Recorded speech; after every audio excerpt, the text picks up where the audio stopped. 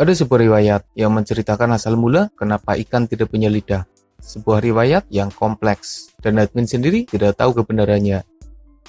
Konon, ketika iblis diusir dari surga dan turun ke bumi, tempat pertama yang disinggahi adalah lautan. Sesampainya di laut, iblis menceritakan kebohongan mengenai kejelekan Nabi Adam alaihissalam kepada para ikan. Para ikan percaya begitu saja, kemudian menceritakan berita hoax itu kepada hewan lainnya. Allah tidak menyukai perbuatan ikan yang menyebarkan berita palsu mengenai kejelekan Nabi Adam alaihissalam, sehingga Allah kemudian mencabut lidah ikan supaya tidak lagi menyebarkan hoax. Lalu, benarkah para ikan memang tidak punya lidah? Secara umum, ikan memang tidak punya lidah. Berbeda dengan hewan lain pada umumnya yang punya lidah, di mana lidahnya berfungsi sebagai organ penting, sebagai indera perasa, mengambil makanan, mengetahui kondisi di sekitar, dan lain sebagainya.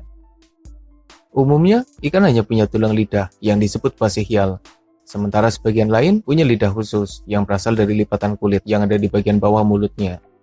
Ada yang berupa tonjolan tulang, ada yang berupa deretan gigi, ada pula yang bisa dikeluarkan dari dalam mulut.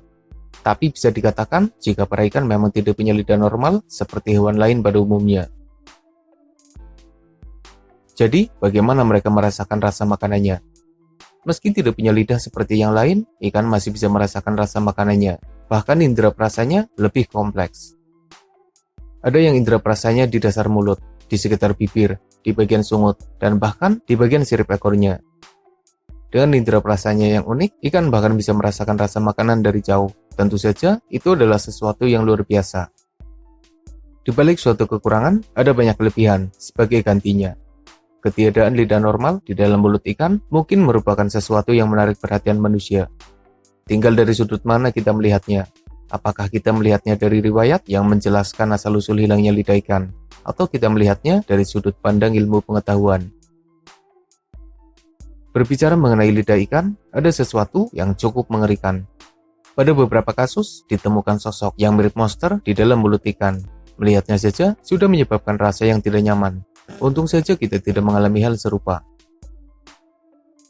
Chimotoa exigua atau kutu pemakan lidah merupakan hewan parasit dari keluarga Isopoda.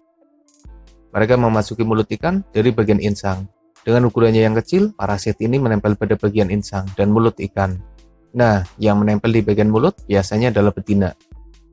Parasit mengerikan ini akan memotong pembuluh darah lidah ikan yang memang tidak seperti lidah pada umumnya.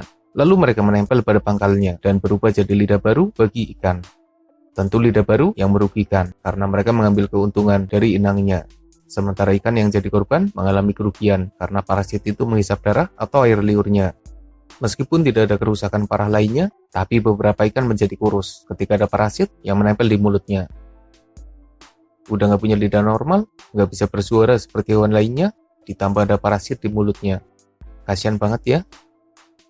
Jangan-jangan beneran, itu adalah hukuman karena menyebarkan hoax.